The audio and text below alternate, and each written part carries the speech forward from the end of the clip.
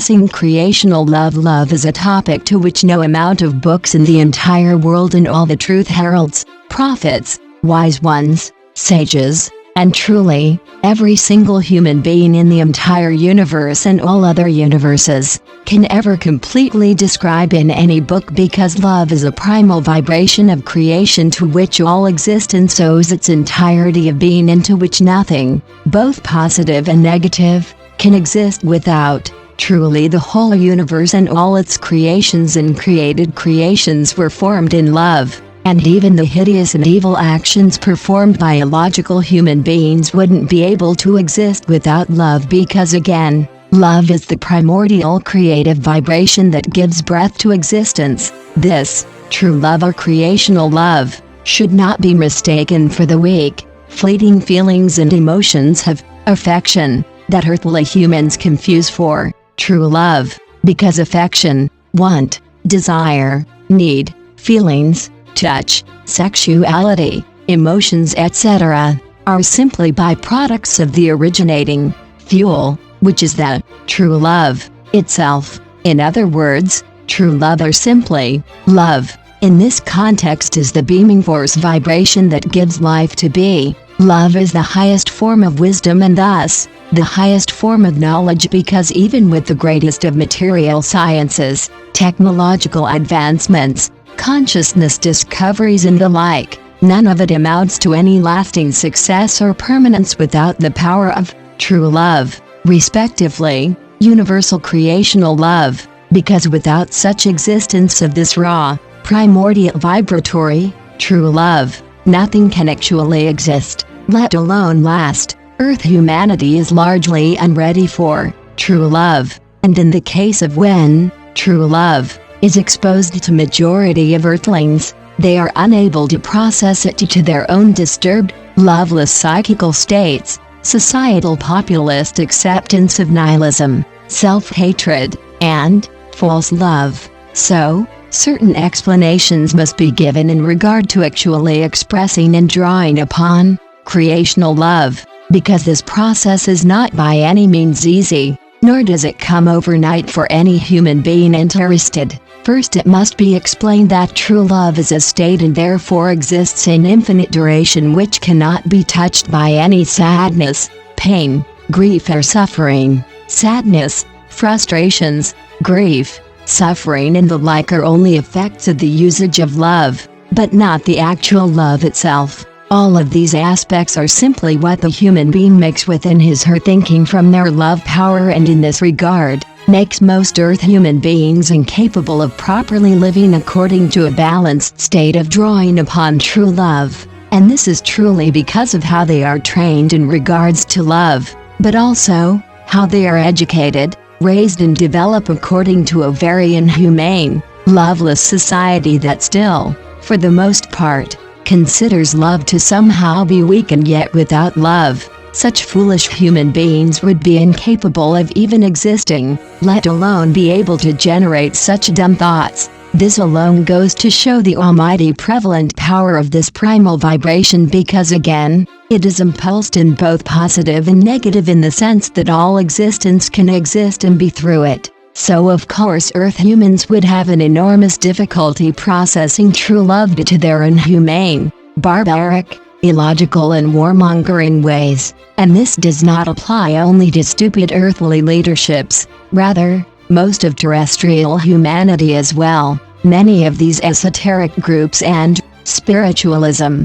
likes to promote the idea of love, but this is a false love, only generated for egoistic purposes, and in no wise represents an iota of true love. Such esoteric peoples would foolishly believe the ideas that love is all about the inside, and while this bears some inklings of truth, such esoteric peoples take this notion to the extreme, falsely judging others and condemning them for having preferences in terms of looks in another human being, or certain similarities they may possess in reflection to the wanting or desiring human being. Well, esoteric people should not be taken seriously, because these people live their lives chanting their songs, singing their dances, inducing blind followers and believers into their confused, delusional out of touch with reality, nonsensical ideas and fallible philosophies. In truth, every human being has preferences, whether he/she would like to condemn another human being for having a preference for hair color while the condemner has a preference for the trait of loyalty. All human beings thus have preferences, whether it is personality, looks, similarities in interests, and so forth, and such impulses are by no means an issue because in fact, these impulses of preference are necessary for evolutionary purposes and should in no wise be hindered, neglected or downtrodden due to stupid esoteric beliefs. Actually, more must be said in regards to these esoteric ideas of preferences because they are very misleading to humanity. Such esoteric nonsensical ideas are truly sprouted from inner self-guilt,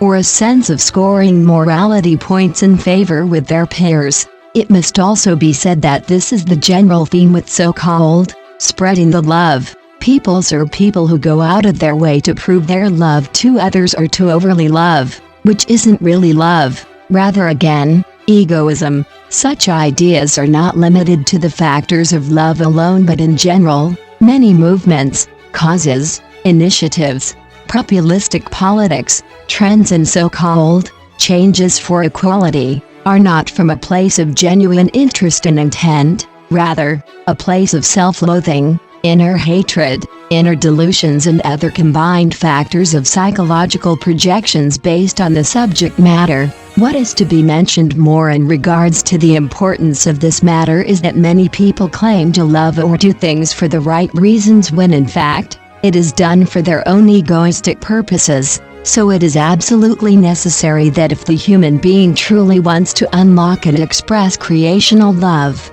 then he/she should not hinder themselves based on stupid esoteric ideas, nor should he/she guilt themselves into pretending to love something or someone if they don't, simply out of self-guilt or their own inner psychical issues and problems. If the human being truly wishes to express creational love or the true love, then he/she must first free themselves from earthly nonsensical ideas. Majority of terrestrial humanity is completely unqualified to give any advice whatsoever, and this applies also to the case with love. Thus it is necessary that if the human being wants to practice and create true love, then he/she needs a conduit. He/she therefore needs his/her dreams to realize this true love potential in a way that is humanly comprehensive because in fact, true spiritual creational love is so beyond human brains that it is therefore necessary that human beings find methods and means to bring forth this love in a way that can be recognized within the confines of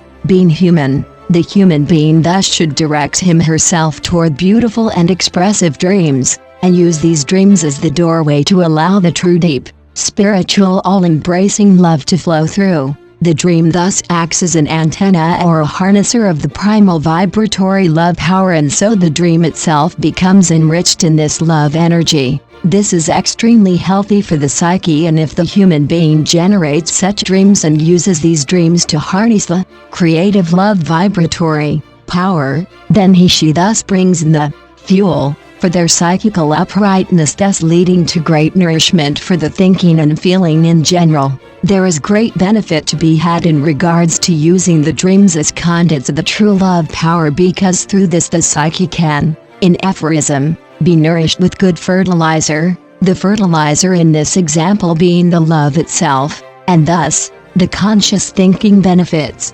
However, it is not limited to only the dream itself or the harnesser of the love, because the harnesser soaks the rest of the consciousness with this nourishment, and thus, other dreams, thoughts, feelings, ideas, concepts, dealings with people, simple conversations, actions, and truly, the whole life from wake to sleep, life to death, and everything the human being does, think, feels, etc. benefits from having such a harnesser. The harnesser is thus the conduit or the expression tool of the true love, respectively, the creational love or the real love. Such a love is untouchable by the elements of the external as long as the human being continues to practice and nurture this love in a way that no negative thoughts, no negativism, or any morale-killing arrow can penetrate this force. Of course, this will take some time at first,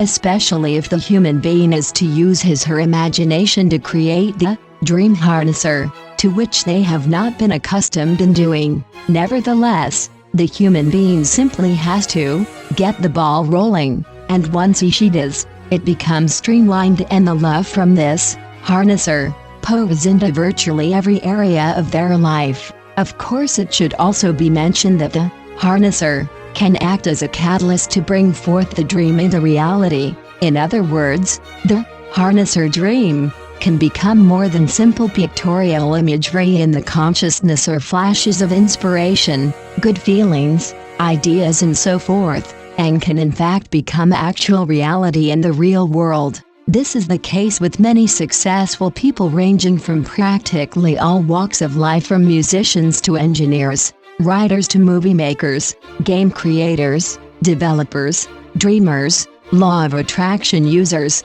and truly, the whole 9 yards on every conceivable notion humanly possibly. This also applies to human beings who are completely unaware of this process, because all that is truly necessary is the human being focuses on what she loves, and if persistent wishes, dreams, ideas and so forth are maintained, then it is inevitable at a certain point in time, the dream, wish or idea is realized and achieved in reality completely on its own without any special deterministic attributes of the will. Often many successful people will claim they simply do what they love, and this bears truth because love paves the way, even if the human being is unaware of these factors. However, that can include a love for war and destruction, which is why the human being must evaluate that they're drawing upon true love and not lustful desire for vices, addictions, hatred, follies, lies, slander, attacking, war, manslaughter and other terrible dreams. The human being can truly apply the love of creation in their own humanly comprehensible way through the harnessing of their dreams, thoughts, feelings, ideas, emotions, and truly, through their entire consciousness and psychical factors. The human being simply has to give him/herself to the impulses of their innermost creational nature and utilize this primal energetic vibration in material understandable ways, such as the harnesser that has been